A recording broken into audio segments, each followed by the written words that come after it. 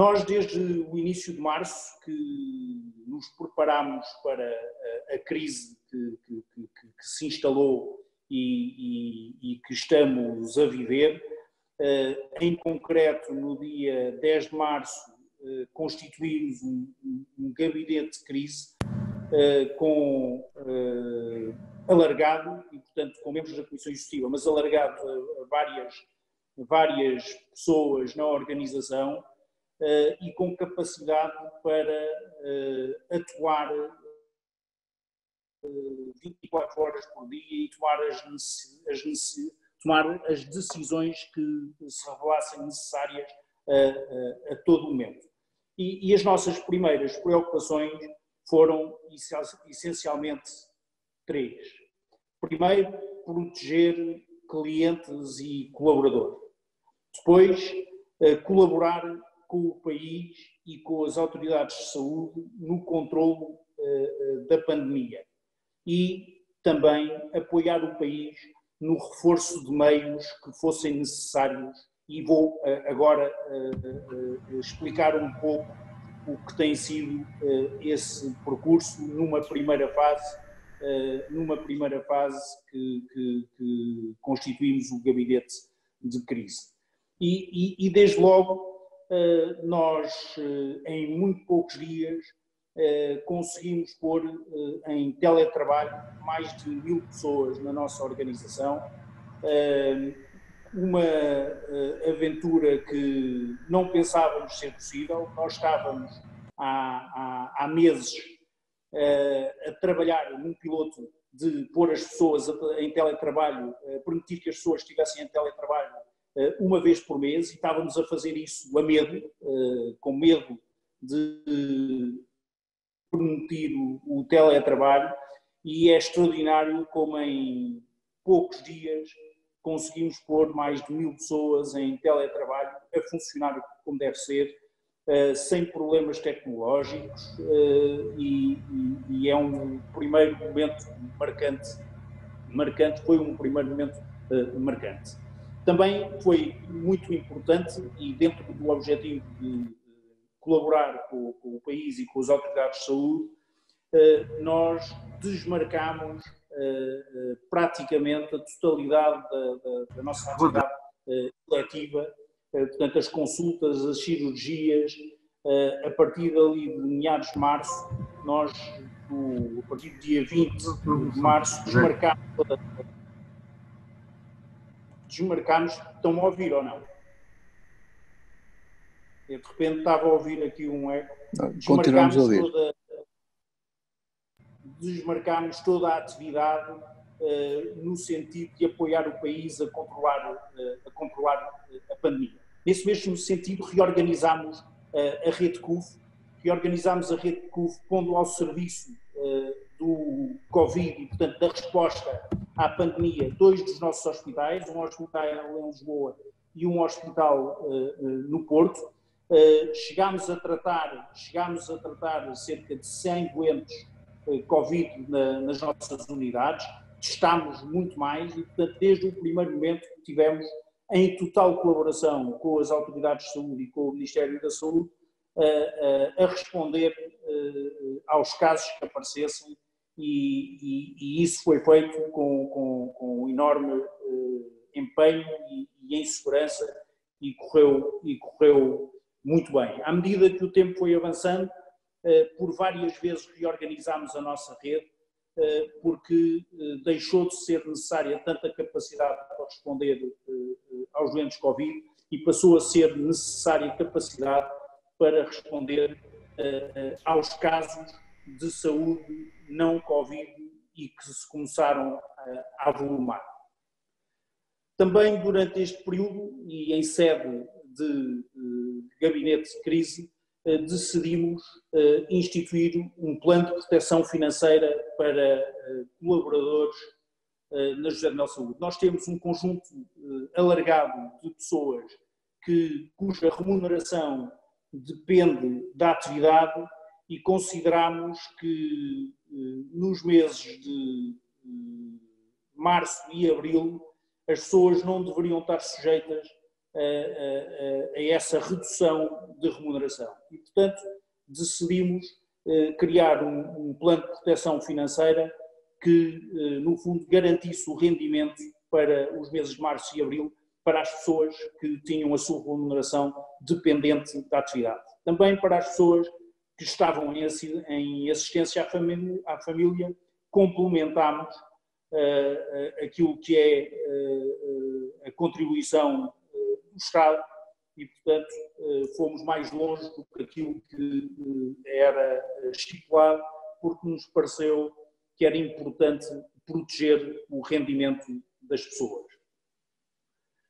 Também tomámos a decisão de não recorrer ao layoff. Como instituição de saúde, consideramos que é fundamental estar ao serviço das populações e que não queríamos perder também o sentido de comunidade e a capacidade de resposta para o aumento da procura que se viesse a verificar. Nós tivemos uma redução de procura muito significativa, nós chegámos a estar com uma redução face àquilo que eram as nossas expectativas de 80% da nossa atividade, mas considerámos que era fundamental manter o sentido de comunidade e não quebrar este vínculo com as pessoas e, portanto, decidimos não recorrer ao layoff.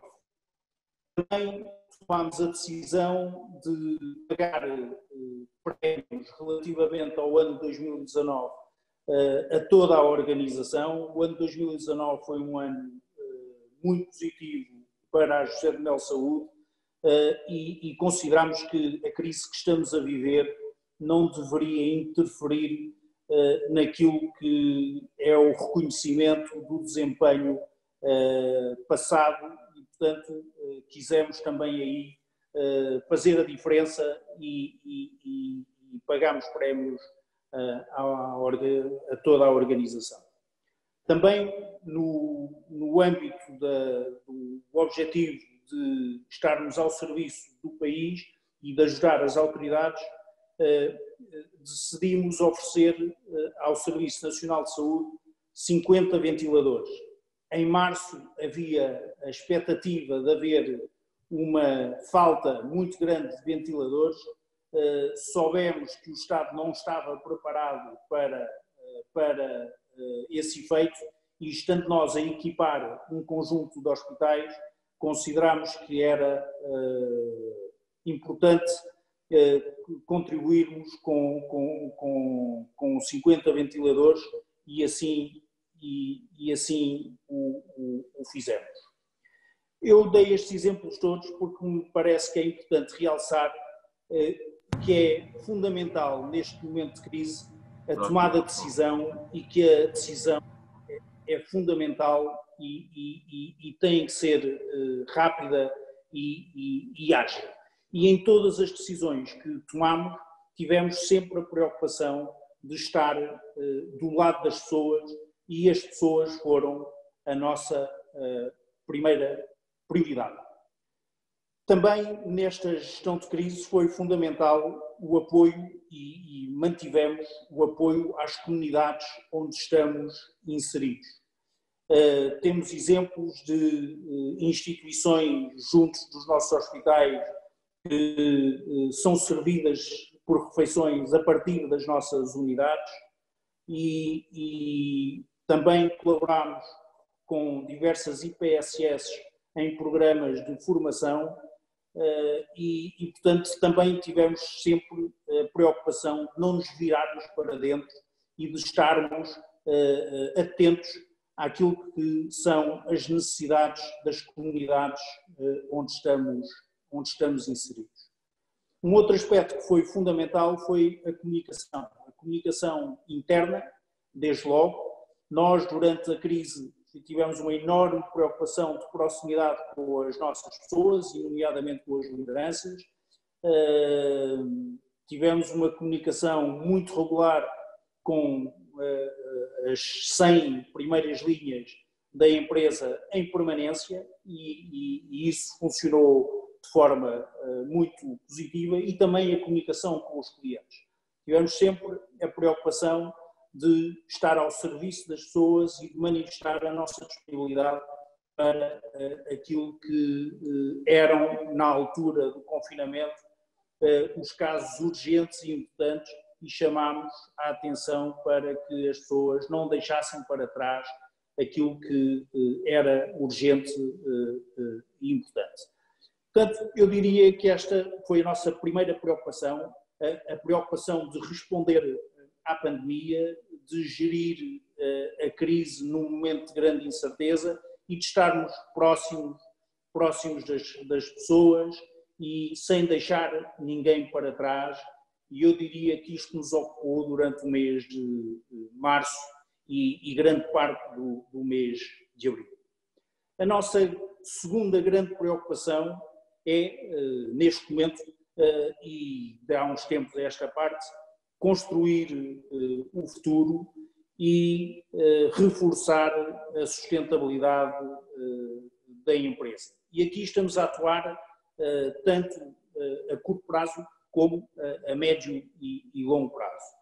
A curto prazo estamos a relançar e a recuperar a atividade, a remarcar consultas, exames, cirurgias, a redesenhar circuitos, a definir novos processos, a reforçar as condições de segurança, e isto é um trabalho que tem sido muito intenso e complexo.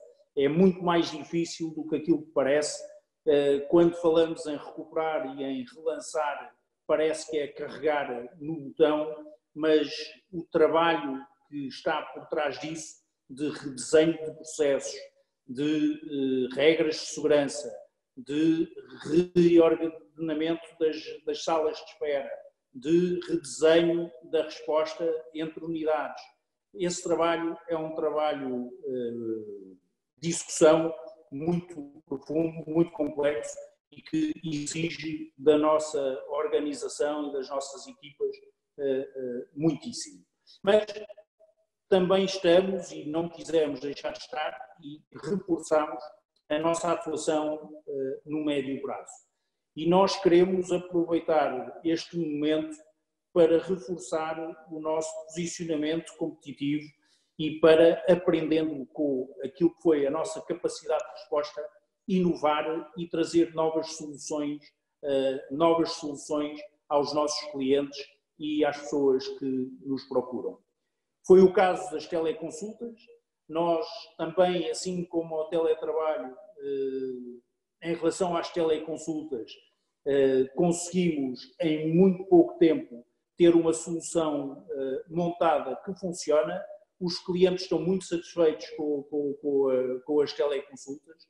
Nós chegámos a fazer perto de 1000 teleconsultas por dia e temos um conjunto muito alargado de médicos disponíveis para a teleconsulta. Ainda ontem lançámos um novo serviço, que é a teleconsulta do dia, e vamos continuar a inovar e a trazer novas soluções que a seu tempo anunciaremos.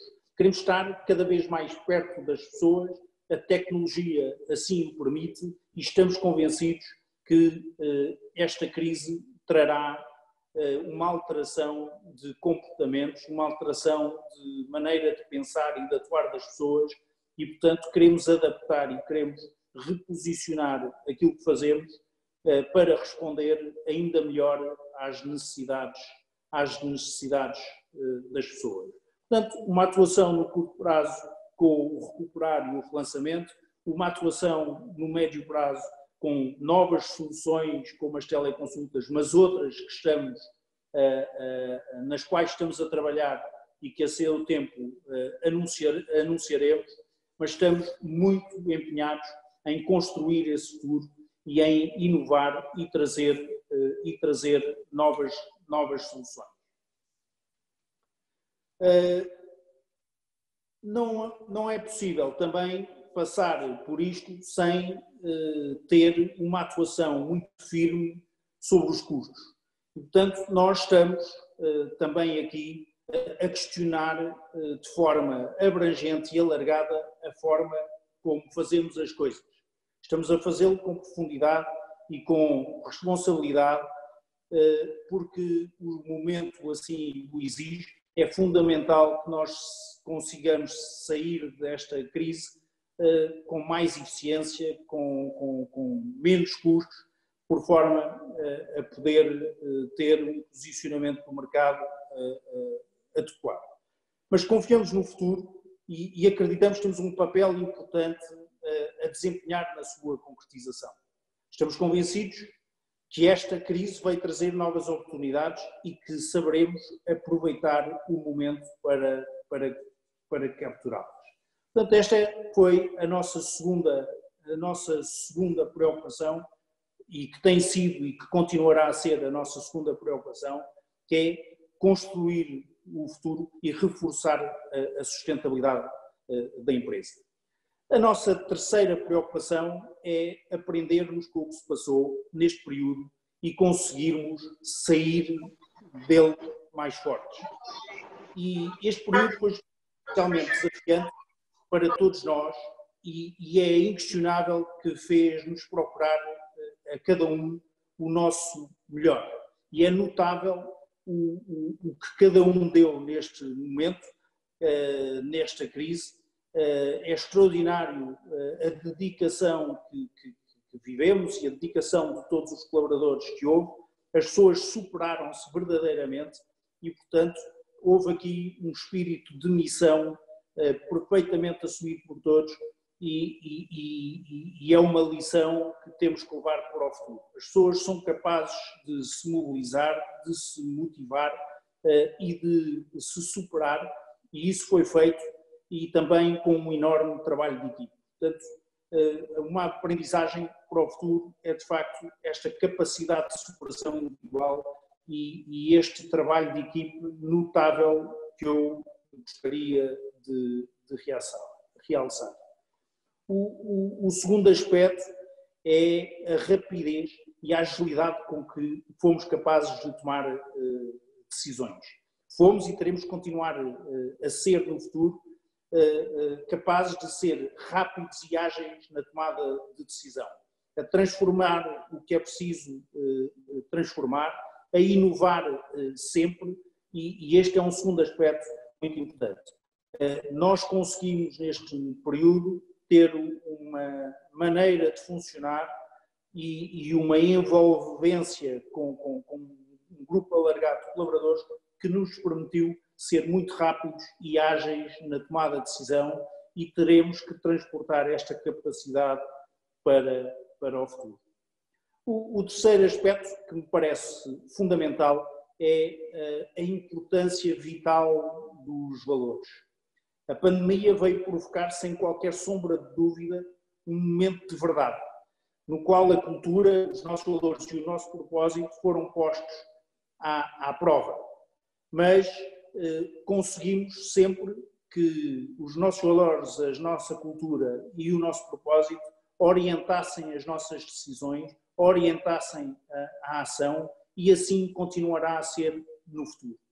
É extraordinário ver a vivência dos valores que temos na nossa organização, a partilha desses valores, a forma como as pessoas o vivem no dia a dia, e é uma ajuda extraordinária em momentos de dificuldade, porque há um alinhamento total no propósito, naquilo que é preciso fazê-lo, nas decisões a tomar, e é um terceiro aspecto que gostaria de realçar neste terceira preocupação de aprendermos para o futuro. Os valores são e serão fundamentais, mas a forma como toda a equipe os viveu, a forma como toda a equipe os soube interpretar, como soube levar isso à ação, é notável, e fico muito satisfeito por isso. Por último, 2 ou 3 notas finais que gostaria de deixar. Em primeiro lugar, o compromisso firme da José de Mel Saúde de se manter ao serviço do país e de colocar as necessidades das pessoas em primeiro lugar. E, portanto, nós queremos e continuaremos a ter a preocupação de responder às necessidades das pessoas em primeiro lugar, e é assim há 75 anos, desde que a CUF nasceu, e mantemos esse compromisso inalterado. O segundo aspecto que já referi, mas que insisto, é o tema dos valores. Os nossos valores, que são o respeito pela dignidade e bem-estar da pessoa, a competência, a inovação e o desenvolvimento humano, saem muito reforçados, e a sua atualidade saem muito reforçados desta crise. E, portanto, para o futuro, saímos reforçados com estes valores que temos. E, por último, gostaria de dar nota da importância que reconheço à ACES pelo extraordinário trabalho que tem feito, e queria dar os parabéns ao João Pedro e a toda a equipa pelo excelente trabalho que tem feito ao longo dos anos, porque precisamos de facto de inspirar as lideranças, e a ACES tem feito isso com grande competência e com grande capacidade, e portanto os parabéns ao João Pedro por isso. E também neste contexto gostava de realçar e sublinhar a importância que atribuo ao meu grupo Cristo na Empresa. Eu pertenço a um grupo Cristo na Empresa que é possível que alguns dos membros estejam presentes entre nós, e tem sido, embora com altos e baixos e com às vezes maior proximidade, outras vezes maior distância, tem sido um farol fundamental na reflexão, na tomada de decisão, na ponderação da decisão. E, portanto, gostava também de agradecer àqueles que pertencem ao meu grupo Cristo na Empresa pela forma como temos vindo a colaborar, e pela forma também como me ajudam na tomada de decisão, mesmo sem terem essa visibilidade. E ficava por aqui na minha intervenção inicial. Muito bem, muito obrigado, Salvador, pela intervenção fantástica e sempre tão concreta, e a construir e a trazer valor para a conversa que queremos ter e para esta inspiração. É interessante que há aqui uma frase que no outro dia estava a ler no vosso Código de Conduta, em que diz, há acerca do Código de Conduta em que diz: reconheço que somos todos bastante discretos, isto a falar da família Mel, não fazemos questão de andar nas bocas do mundo, aquilo que nos anima, aquilo que nos foi transmitido, é que é no ser e no fazer que uma pessoa se deve distinguir, e é na obra que uma pessoa deixa a sua marca. E as palavras que nos deixaste vão precisamente nesse sentido, quer dizer, é no concreto da vida de cada um, na liderança que cada um faz, que se consegue fazer a diferença, e por isso agradeço muito este teu testemunho, que sei que desejarias não o ter que fazer, mas que assumiste também como espírito de missão para com a ACES, e por isso agradeço muito em nome Eu disse no início, com todo gosto. Muito bem, então avançamos aqui para as perguntas.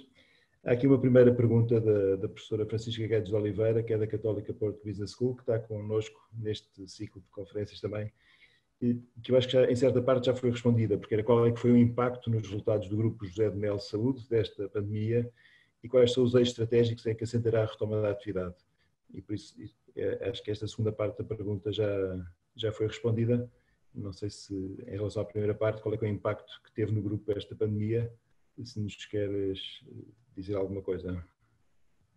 O impacto foi muito significativo, como referi, nós chegámos a ter, face à nossa expectativa, quebras de atividade de cerca de 80%, estamos a recuperar e, portanto, temos usado essa imagem nos últimos dias e semanas, estamos a subir a montanha, e, portanto, dia a dia as coisas estão a recuperar, as pessoas estão a ganhar confiança, mas o impacto foi muito significativo. O mês de abril foi um mês muito pesado em termos de quebra de atividade. Nós vínhamos muito bem em janeiro e fevereiro, Até ali o dia 12 de março as coisas estavam a correr muito bem, mas com o objetivo de contribuir para o controle da pandemia, como referi, nós desmarcámos toda a atividade eletiva e, portanto, tivemos um mês de abril com muito pouca atividade e, portanto, os impactos foram e estão a ser significativos. Muito bem. Aqui uma segunda pergunta que era em relação a esta relação entre o Estado e os grupos privados de saúde, nomeadamente o grupo José de Mel Saúde, e que era saber se, no primeiro ponto da intervenção, que foi abordada a disponibilidade manifestada de várias formas pelo grupo ao serviço do Estado. E a pergunta, e ela foi divulgada e foi conhecida por todos nós, a pergunta é porque é que há uma reação negativa em alguns discursos políticos, segundo os quais o setor privado da saúde virou costas ao Estado num período particularmente exigente? Essa afirmação não corresponde à realidade. Vivemos num país onde o contexto ideológico é o que é e há, digamos, muita ideologia no campo da saúde. E, portanto, há sempre a necessidade de desvalorizar aquilo que é o contributo do privado, mas isso efetivamente não corresponde à realidade nem ao posicionamento e não só nosso. Portanto, não queria aí deixar de fora também outros prestadores de cuidado que também estiveram ao serviço e também colaboraram e, portanto, essa afirmação não corresponde à realidade e é política. É política. Muito bem. Em relação aqui, depois há aqui um conjunto de perguntas à volta da cultura de responsabilidade que a José de Mel tem e que marca a diferença, mesmo em relação a outros grupos, segundo que referem, e da importância de reforçar os valores. Aqui já ouvimos várias medidas concretas que foram tomadas durante este tempo, mas no fundo como é que a José de Mel, a pergunta é como é que pode reforçar ainda mais esta cultura de responsabilidade? E depois junto com isto, há aqui também uma pergunta sobre como é que é possível devolver outra vez a confiança na segurança da ida ao hospital. Durante este tempo houve muita gente que deixou de ir ao hospital com medo de apanhar Covid e, portanto, a pergunta que vem aqui é como é que se pode devolver essa confiança na segurança dos hospitais em que se pode ir sem medo novamente ao hospital. Muito bem. Sobre o tema do reforço dos valores, isso faz-se de diversas formas. Primeiro, no dia-a-dia, pelo exemplo.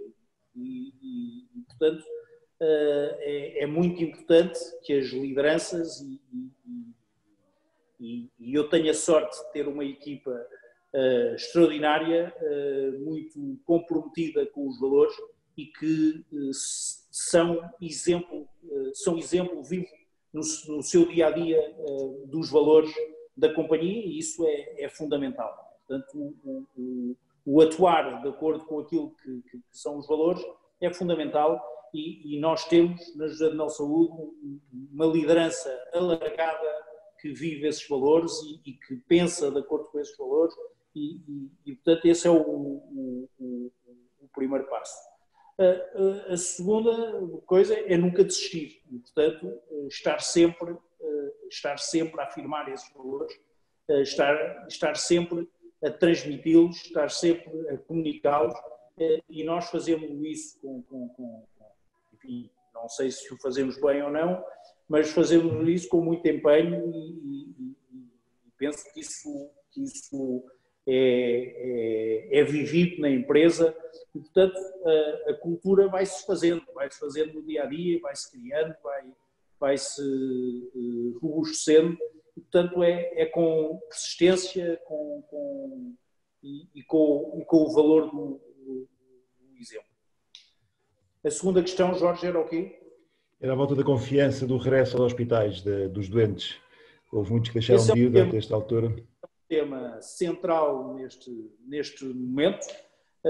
A primeira é com o reforço das regras de segurança. Portanto, nós temos aí um cuidado absoluto e, portanto, temos regras muito estritas de segurança e de uso de material de proteção,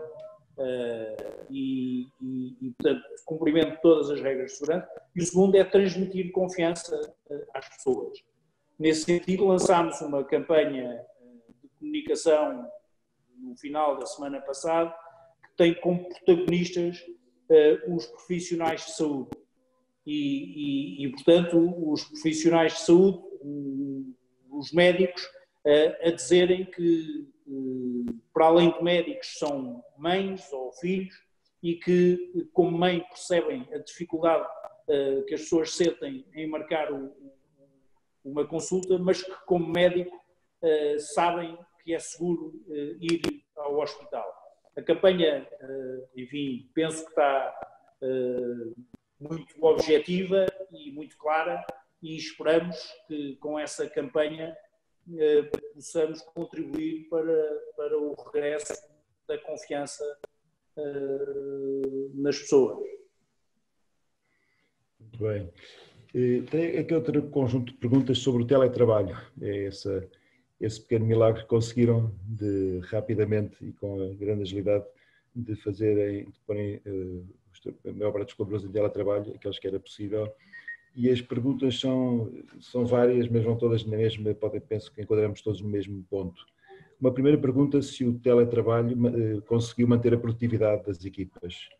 Uma segunda pergunta, se foi possível manter a motivação e o sentido de pertença, ou se o facto de estarem em teletrabalho, no fundo, começou a sentir esta dificuldade de fazer equipa e de trabalhar em conjunto. E depois há aqui outras perguntas que perguntam se é para continuar, e algumas vão mais ao particular, saber até que ponto se vão manter os mesmos trabalhadores, se é algo que fica para sempre o teletrabalho, qual é que é a percentagem que querem manter em teletrabalho. Mas no fundo aqui é como é que olham para o teletrabalho, que consequências, que lições e que futuro é que esperam a partir daqui poder fazer com o teletrabalho. Eu tenho, acho que foi extraordinário aquilo que se conseguiu, mas tenho reservas quanto ao teletrabalho no futuro. E tenho reservas porque acho que o sentido de pertença e o sentido de comunidade é fundamental. E, portanto, cada um por si, no seu local, não acho que seja positivo para construir comunidade e para o sentido de comunidade. Portanto, o teletrabalho de forma total, absoluta, em que cada um está em sua casa, não é um modelo de organização do trabalho no qual me revejo. Acho que é muito importante o sentido de comunidade e, nesse sentido, a presença física no local de trabalho, nas instalações, a construção de amizades, o diálogo, parece-me que tudo isso são aspectos fundamentais. Dito isto, não acho que haja 0 ou 1, acho que há soluções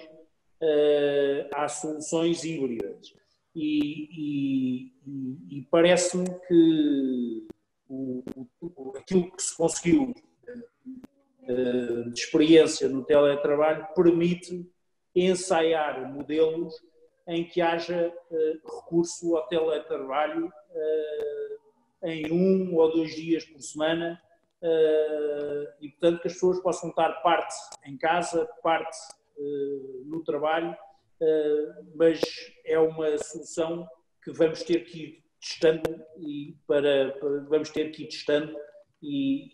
portanto, não temos um modelo fechado.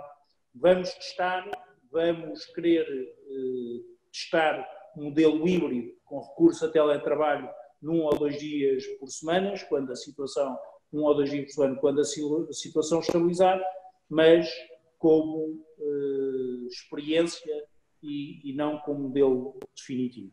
Sobre o tema da produtividade, a produtividade baixou de forma clara. É muito difícil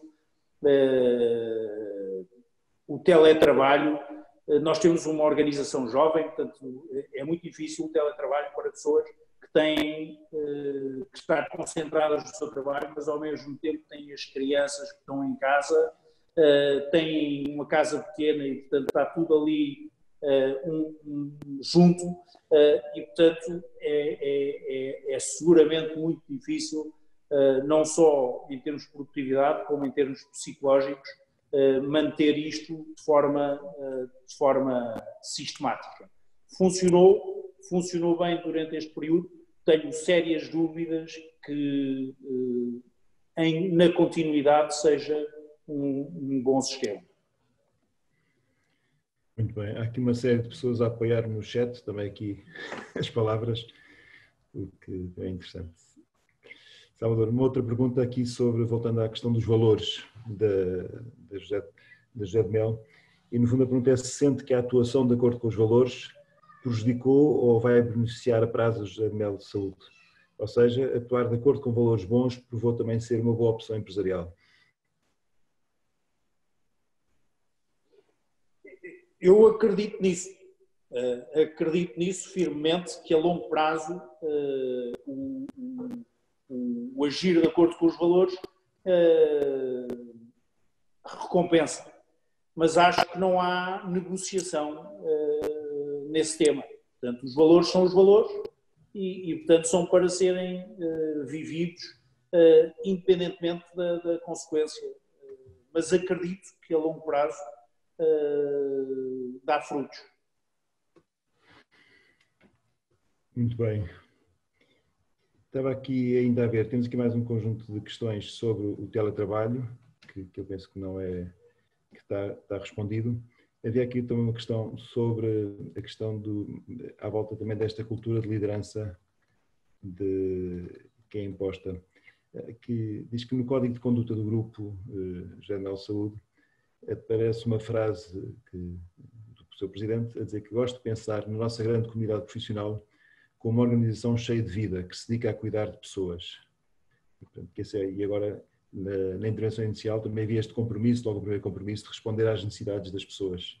E penso que são não só os colaboradores internos, mas também todo o ecossistema onde o grupo está envolvido.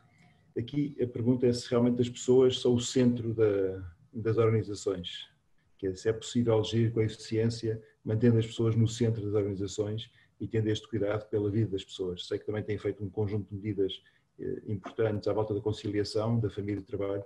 Portanto, a pergunta é se gerir com as pessoas no centro é realmente a solução para uma gestão correta, eficaz e com longo prazo. Eu acho que é mesmo fundamental e é a sobrevivência das empresas. As pessoas são um elemento crucial das empresas e, portanto, não vejo outra forma de estar que não seja essa.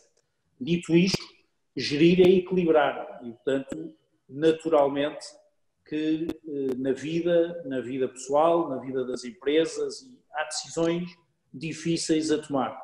E aí o que é fundamental, e que também neste período tivemos a oportunidade em equipa de olhar para o assunto e de voltar a revisitar o assunto, são os critérios para a tomada de decisão. Portanto, nós não sabemos o que o futuro nos reserva, nós acreditamos no futuro, queremos construir um futuro melhor, mas temos que estar preparados para as dificuldades. E nas dificuldades o que é mais importante é ter, do nosso ponto de vista e do meu ponto de vista, é ter critérios claros para a tomada de decisão. E nos critérios claros para a tomada de decisão não podem deixar de estar o bem comum e a atenção aos casos concretos. E sobre isso era o que eu gostaria de dizer. Muito bem, infelizmente o tempo passa depressa, estamos a aproximar do final e se estiver de acordo, aqui fazer duas últimas perguntas. Uma é mais técnica, que é à volta das consultas online. Perguntam aqui se as consultas online podem ser o futuro, se vai ter cada vez mais adeptos, se isso é uma experiência que se vai manter e se é algo que também em termos financeiros pode vir a ter um papel importante na própria faturação do grupo. Nós acreditamos que o futuro vai ser de maior proximidade às pessoas. E a teleconsulta faz parte disso. Nesse sentido, já instituímos a teleconsulta e acreditamos que tem um papel importante a desempenhar no futuro. Mas há outros modelos de proximidade que também terão seguramente, nos quais estamos a trabalhar, mas a teleconsulta acredito e acreditamos que é um elemento importante no futuro e de crescimento futuro. A restante pergunta foi o quê, Jorge? Não, era à volta de se isto poderia vir a ter um peso significativo na faturação, a teleconsulta, ou não?